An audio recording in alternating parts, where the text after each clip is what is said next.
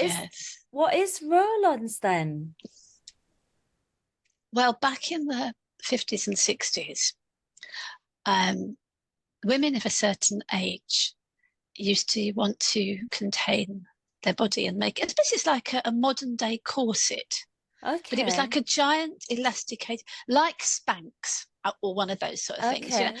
But it used to be a really. I mean, I don't remember it. My mum wouldn't wear them, but I know other mothers kind of used to put their roll-ons on, and I think the idea was that it would kind of compress everything. Wow. And yeah, Yeah, that sounds very painful, to be Well, honest. and to be honest, they've been around forever and ever, haven't they? But I, I've on Instagram, and there's loads of ads. Now, it's probably my algorithm because I've looked at them once, and now I just get. But there's loads of things like these big pants, and there's loads of girls with their bellies hanging out, and then they're pulling on these things, and then their bellies are, and then they're putting on, they can't get into their jeans, and then they're putting these things on and they can get in. So I fell for it, of course. I fell. Yeah, I remember you saying that, and it doesn't work, does No, it? it doesn't. Well, it didn't work for me. Maybe I've just got too much to get in there. But No, it's got to go somewhere, hasn't it? So you're just displacing it to other well, areas. if you And think about it, when you put in, even if it did work, you're not allowing your tummy to breathe properly, to breathe in and out, in and out. It's constricted, isn't it? It's, so why do that to yourself? I mean, I remember when I was a teenager, because it's about, this is about teenagers, isn't it? And what they do. But obviously, I don't think they'd have the roll-ons now. But I know when I was sort of 16 going on between 16 and 20, I was obsessed with sunbeds. And I was so obsessed with sunbeds, I actually got my own sunbed in my tiny little bedroom. I'm surprised my mum and dad let me do it, actually. But yeah, I spent all of my YTS money on a sunbed. And I used to go on it every single day. And I'm sure it didn't do me any good. But it's all about trying to change something about yourself, whether it's your skin. For me, I didn't like looking so pale. It's, and this is what teenagers do, don't they? They either want to change the skin, the way that the body looks, the face. There's always something, isn't there? yeah, Don't you we're just think? constantly. I was, from being about 14, I was dyeing my hair. I was obsessed with sunbeds as well. And actually, me too. when I went to Oh, wow. university, we the girls in my university, so there was 8 of us in a flat, and we all clubbed together and we rented a sunbed, and we had a sunbed, and we'd just, each of us would take a turn. And I'm just thinking, it's so bad for you, so bad for your skin, and we just did it every day. Yeah. Do you know what? It is bad for you, but I don't think it's as popular now as what it was when we were young. So now it's changed, hasn't it? Like, what is it, what is it nowadays? What is it that Well, the teenagers? spray tans. I mean, if you wanted a tan, if you only have to look at the high street, don't you? And there's loads of tanning places, and they're all Mm, spray tans, which I suppose is better for you, but it's still changing your skin, isn't it? yeah, and just going back to the tight clothes again, and it's like you see a lot of people wearing the tight clothes, the tight things that that you said you fell for. And also weightlifting, that seems to be quite a big one with teenagers, wanting to change the body shape. That's becoming quite popular with girls as well, and non-binary people, wanting to just become really muscly. And yeah, it's quite worrying, isn't it? Because what happens with all of that, it sounds quite, from a teenager looking in, they probably think it's quite impressive, and they're showing a lot of discipline, and the focus on something what they feel is healthy. But actually underneath all of that is you've got all of these unhealthy habits that's going on because of what. So let's take the weightlifting, for example. If it gets out of hand, you've got then they will start to compare with other people. That's especially at school, like who's got the biggest muscles, for example. And then grooming, excess grooming comes along with that, and hyper focus, like focusing too much on your muscles and or whatever it is, excess. It's all excess. It's all doing it in excess, and it's all becomes a very distorted view of what you think you look like, what you think you should look like. And then that starts the self-talk, and that self-talk can go down a rabbit hole. And then it could lead to health issues such as, I'm going off on a rant here, but, health issues such as really wanting to take steroids or too many supplements. So just by doing something that we feel is not that wrong in a teenager's eyes can lead you down that rabbit hole, I feel. And there's a fine line, isn't there? Because for centuries, people have altered their bodies.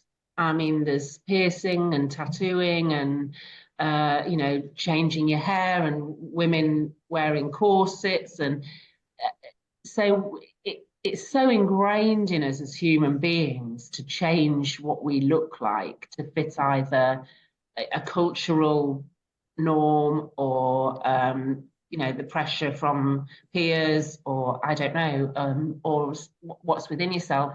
But what you're saying, I guess, is that for some people that can become a problem. So somebody having their ears pierced or having a tattoo or whatever, but it's when you're excessively focusing on a part of your body, and it kind of takes over your life, I suppose, is that, and then it leads you down a path that could actually become damaging. Yeah. And I think, Jennie, you probably know more about this than I do, but I know with people that are neurodivergent, and I know we've spoken about this in the previous topic, but you've got to be careful if you are like ADHD, for example, because they have a tendency to be more hyper focused. So hyper focus it comes more naturally. Would you agree, Jennie? I think so. I do, yeah. I want to just backtrack a little bit though. Oh, I love it when you backtrack. I love it when she backtracks. Like it's like a horse going backwards. I was thinking about the things that we've been talking about too, particularly the weight training and the tanning, and how seductive they are, and the hyper focus of that. And I absolutely agree. Once it becomes something that preoccupies, that's hugely significant in terms of what we're talking about, in terms of the escalation into body dysmorphia, for example. But there's also the long-term harm that we tend to overlook when we're doing these things. And you were talking the other week about holding the tummy in and how bad it is for you. And I saw this really graphic demonstration somewhere, and it was somebody got a balloon and they squeezed the balloon in the middle, and the air went into the top and went into the bottom, so because they'd constricted the middle bit. And what they were saying is that baseline there, when you constrict it, putting all that pressure on the pelvic floor, which as a teenager, if you're holding your tummy in or doing weightlifting, particularly for a female, the pelvic floor can be, if you start to go down the algorithm of pelvic floor problems, you'll see what incredible difficulties people, even younger women who are giving birth, who've got damage to their pelvic floor, and how life-changing that is. And I know that's not our topic, but I think it's worth just touching into that. And the long-term implications of tanning, which I'm older than you two, and I can see it now creeping up on me in a way that it would not have done had I not had exposure to that. Yeah, and there's things like skin cancers, presumably, and all of those kind of things, isn't there? And I worry about that because I'm quite fair and quite freckly, and so I think, what have I done? What's waiting for me around the corner? But in terms of the teenagers, then, you know, because that's what we're thinking about. I try to kind of relate back to when I was a teenager and the pressure from things like magazines and social media. And there seems to be, particularly in social media, these kind of themes of like, oh, well, you know, the thin waist theme at the where you can get your hands round your waist. And so corseting seems to be making a bit of a comeback. Gosh. So that's a lot. That's difficult, isn't it? And as a parent, I suppose I would want to know again. And I kind of feel like I ask this question every time, but I think it's an important one. Is you know, my daughter's saying that she wants to go to the gym and weightlifting. When do I?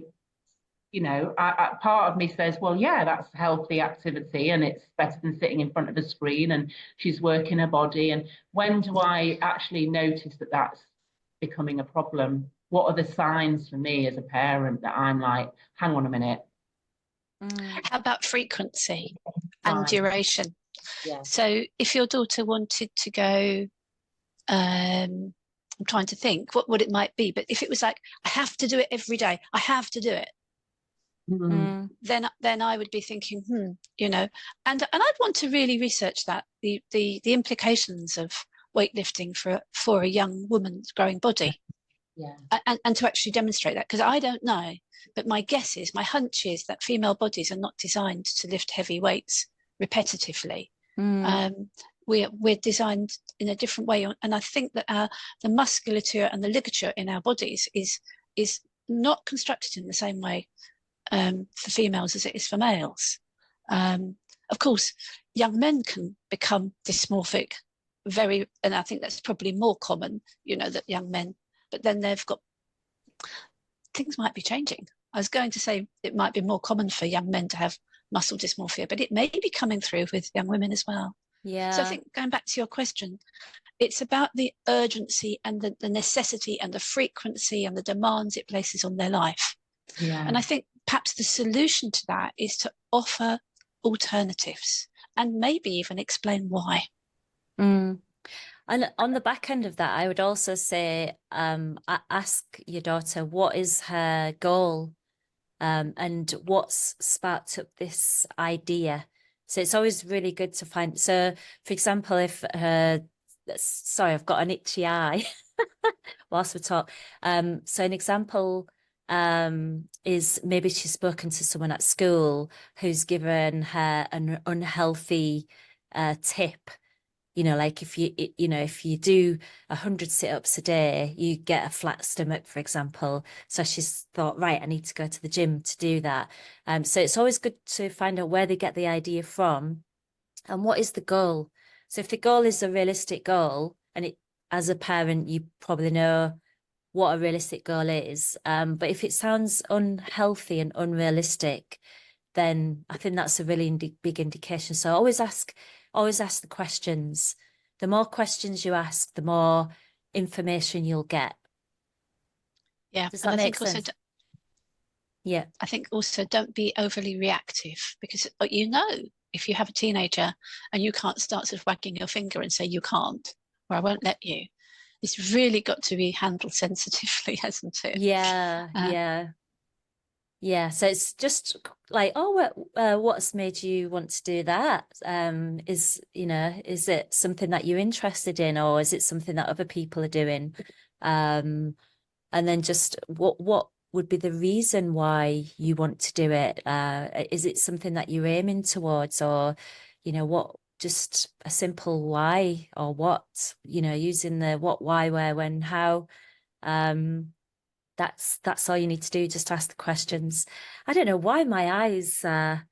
You've passed it on to me. The season, I think, isn't it? So you've passed the sore eye on to me. Sorry. But that leads us on to our next question.